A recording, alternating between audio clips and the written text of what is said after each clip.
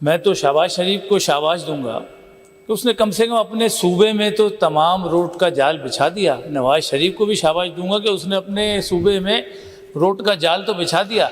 लेकिन peoples party की हुकूमत आई थी, पीपल्स पार्टी ने कई दफ़ा हुकूमत की है, मैंने कहीं नहीं देखा कि मोटरवे के लिए काम किया गया हो। मैं तो अलाई होता हूँ, आप तो हुकूमत थे सर, आपने तो हुकूमत की है। ये सारा मलबा जो है ना वो इस वक्त वफाक में ना डाला जाए, अपनी तरफ भी देखा जाए कि हमने क्या किया।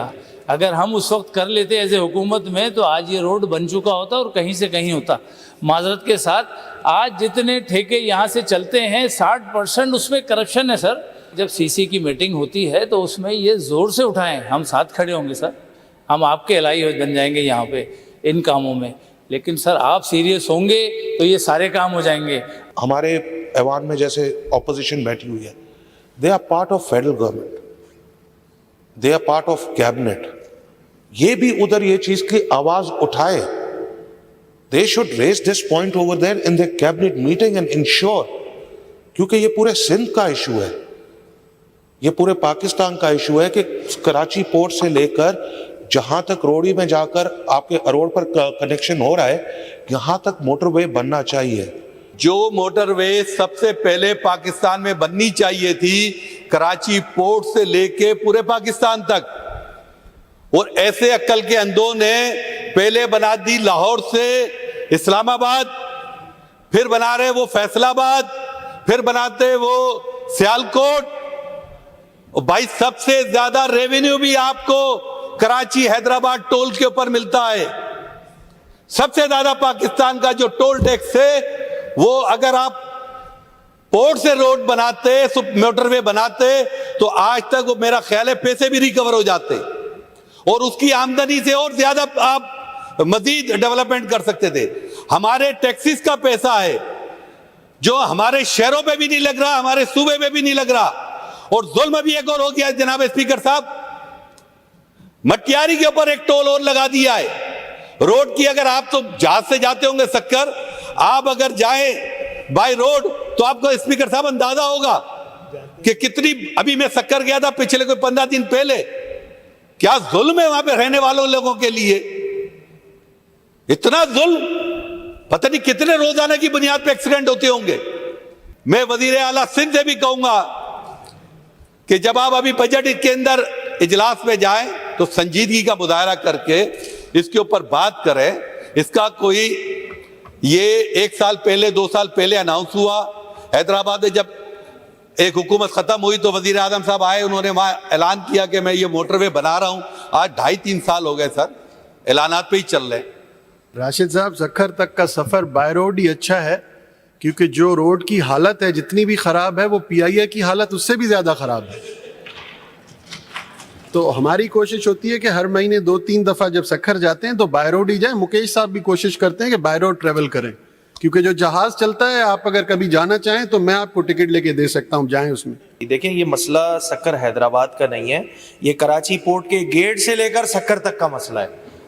ये कराची हैदराबाद मोटरवे कहना जो है वो उस रोड के लिए अजीब सी बात है। मतलब वो एक एक्सप्रेसवे है जनाब, वो मोटरवे नहीं है। तो कराची हैदराबाद मोटरवे भी मोटरवे नहीं बना हुआ है, वो एक्सप्रेसवे है। एक्चुअली उसे आप एक्सप्रेसवे भी नहीं बोल सकते। आप भी इंजीनियर हैं, मैं भी इंजीनियर हूं, दोनों समझते हैं उसे रोड ही बोलने ज्यादा बेहतर है बस। तो मेरी गुजारिश होगी मूवर से कि अगर इसको Sukkur to up to Karachi port कर लिया जाए तो date will be good.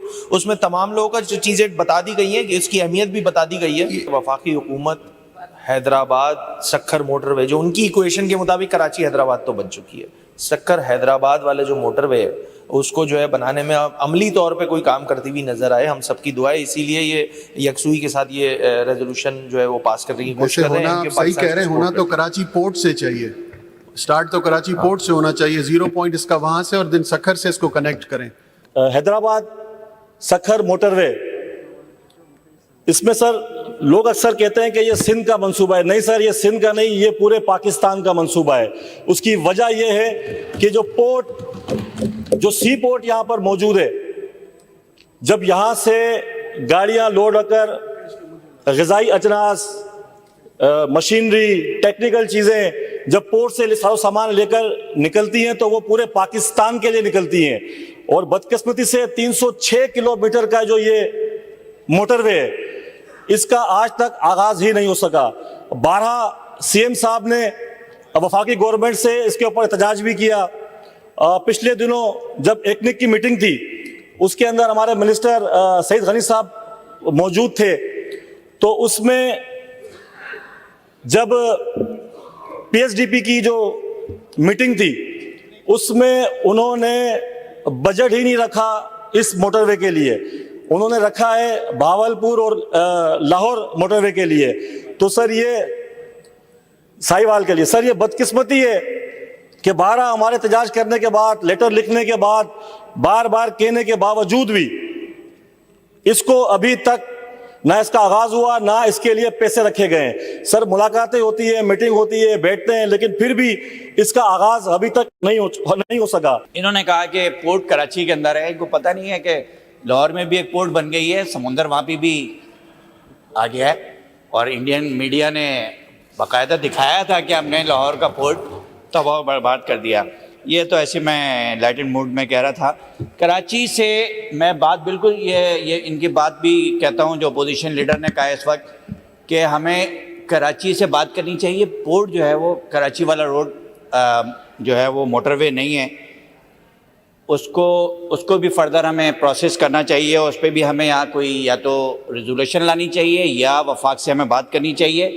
Karachi to Sukkur ये मोटरवे होना चाहिए।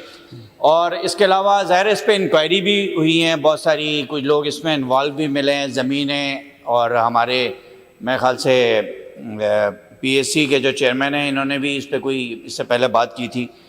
तो इस पर जो इंक्वायरी बनी है उस पर भी बात होनी चाहिए, और उन लोगों को सज़ाएँ भी होनी चाहिए जिन्होंने सिंध दुश्मनी का जो है वो ये एक्ट किया है और सिंध के साथ एक दुश्मनी की है कि जब हम पूरी मुल्क से होके अपने शहर पहुंचने वाले होते हैं तो फिर हमें सखर के बाद जो है वो हैदराबाद तक ऐसा रोड मिलता है कि जिस पे गाड़ी चलना नामुमकिन है।